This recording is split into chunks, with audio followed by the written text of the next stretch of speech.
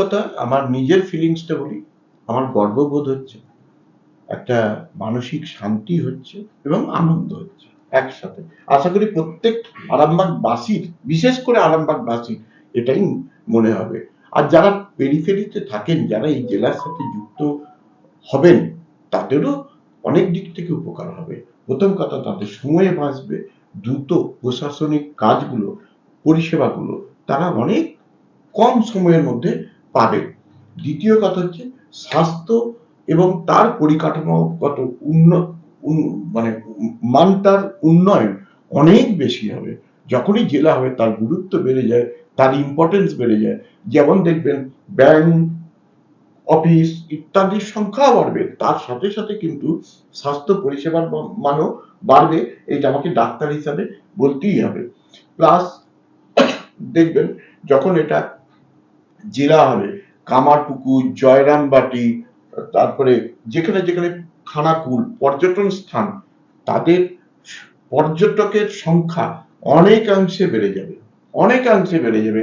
আপনি যদি দেখেন কালীঘাট মন্দির বা দক্ষিণেশ্বরের মন্দিরে যতজন পর্যটক পার ডে যায়, আমাদের এখানে নিশ্চয়ই ততজন আসেন না, কিন্তু এটা জেলা হলে কিন্তু তার সংখ্যাটা বাড়তে বাধ্য। ফলে কি হবে, মানে লোকাল যে ইকোনমিক্যাল কন্ডিশন সেটার উন্নয়ন হবে। আর কি হবে, কৃষি ক্ষেত্রে দেখবেন বিশেষ করে আমাদের আলু চাষিরা যে মার খায়, মানে ক্ষতিগ্রস্ত হয়, এই বছর তো প্রচন্ডই ক্ষতিগ্রস্ত হয়েছে, সেক্ষেত্রেও দেখবেন এখানকার চাষিদের গুরুত্ব বেড়ে যাবে।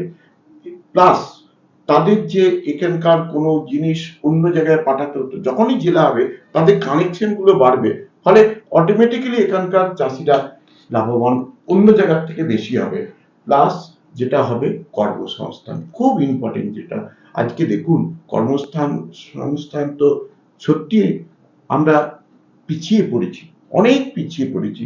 আমার দেখি যে যারা আসে ম্যাক্সিমাম অনেক ছেলেরা কি করে খাবে, কি করে একটা মাস চালাবে, তাদের চিন্তার বিষয়। তো সেই ক্ষেত্রে কিন্তু কর্মসংস্থান বাড়বে। একটা ছোট্ট উদাহরণ দিই, আমি যখন আরামবাগে এসেছিলাম, আরামবাগে 3-4টে নার্সিংহোম ছিল। এখন মনে হয় আমার এই সংখ্যাটা 25 থেকে 30-এর বেশি হয়েছে। আমাদের একটা ছোট্ট নার্সিংহোম থাকে।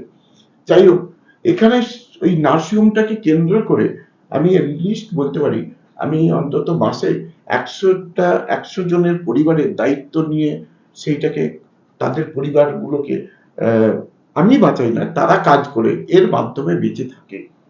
তো এরকম যদি হয়, দেখবেন আজকে 100 বেডের নার্সিংহোম আরামবাগে আছে, তখন দেখবেন 500-600 বেডের নার্সিংহোম বা অন্যান্য ইঞ্জিনিয়ারিং বা অন্যান্য দোকানপত্র যাই হোক, সেখানে স্টাফ লাগবে এবং তার ফলে কর্মসংস্থান বাড়তে বাধ্য। এইটা খুব আনন্দের কথা যে আমার ঘরের ছেলেরা চাকরি পাবে, স্বাবলম্বী হবে, এর থেকে বড় আনন্দের কিছু। আমার শেষ প্রশ্ন, একজন ডাক্তারবাবু হিসাবে আমাদের সংবাদ মাধ্যমের থ্রু আপনি বর্তমান সময়ের কি বার্তা দিতে চাইছেন? বর্তমান সময়ে দেখুন, প্রথম যেটা আমি ব্যক্তিগতভাবে মনে করি বা ফিল করেছি,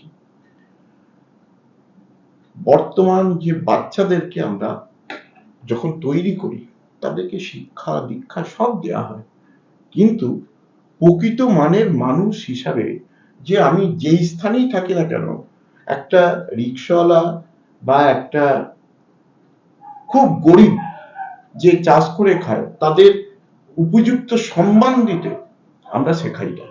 মানে মানুষ করার কারিগর হিসাবে কিন্তু আমাদের একটা রোল আছে, সেই মানুষ তৈরি করতে হবে। মানুষ তৈরি করলে দেখবেন সমাজ এমনি এমনি আর ধীরে চলবে না, দৌড়াবে।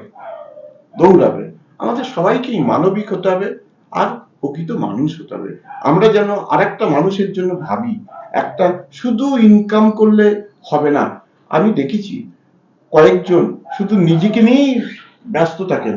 আমার মা আমাকে শিখিয়েছেন, না, তোমার নিজেকে নিয়ে যেমন তুমি ব্যস্ত থাকবে, ততোধিক বেশি ব্যস্ত থাকবে একটা ক্যান্সার পেশেন্টের জন্য, একটা বাবা মা হারা একটা ছেলের জন্য, যার ছেলেরা যার মাকে দেখছে না তার জন্য, এইগুলো আমার একটা হ্যান্ডিক্যাপ ছেলের জন্য, এইগুলো আমার মা আমাকে শিক্ষা দিয়েছে।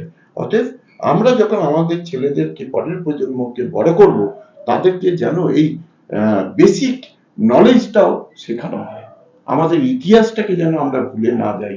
মানে এটা কিন্তু খুব দরকার। বর্তমান যুগে দেখেছি মানে এত ছেলেরা অসহিষ্ণু হয়ে পড়ে, চারিদিকে দেখেছি ছেলেদের কিরকম। আগে আমরা টিচারদের ছা মারাতে এটা নাকি পাপ ছিল, এখন দেখুন না, এখন মাস্টার মশাই কজন বলে আর মাস্টার কজন বলে, ডাক্তার বাবু কজন বলে আর ডাক্তার কজন বলে।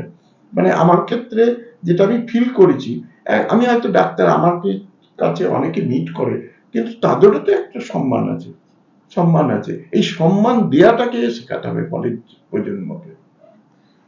আমরা এতক্ষণ ছিলাম মাননীয় ডক্টর অশোক নন্দী মহাশয়ের কাছে। আপনারা ছোট সাক্ষাৎকার শুনলেন ক্রাইম প্রেস বেঙ্গলের মাধ্যম দিয়ে। আপনারা সম্পূর্ণ সাক্ষাৎকারটি দেখুন এবং আপনারা বুঝবেন আমি প্রথমেই কেন বলেছিলাম একজন ডাক্তারবাবু শুধুমাত্র নন, উনি একজন বিশিষ্ট সমাজসেবী। এই সাক্ষাৎকারের মাধ্যমে আমরা তুলে ধরলাম সেই বক্তব্য। অসংখ্য ধন্যবাদ দর্শকদের এবং ডাক্তারবাবু অশোক নন্দী মহাশয়কেও। অশেষ ধন্যবাদ।